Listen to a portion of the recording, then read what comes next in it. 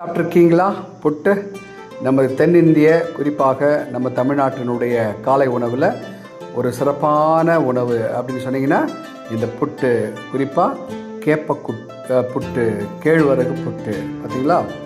அதோட கூட துருவி போட்ட தேங்காய், கொஞ்சம் எள்ளுத்தூள், ஓகேயா? அந்த எள்ளுத்தூள், கருப்பு எள்ளு இருக்குல்ல, அந்த எள்ளுத்தூள், பிறகு அதோட கூட கொஞ்சம் வெள்ளத்தூள் அப்படியே கொஞ்சம் லேசாக அப்படி தூவிக்கிட்டு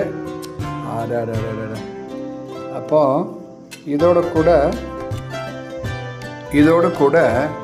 அரிஞ்சு போட்ட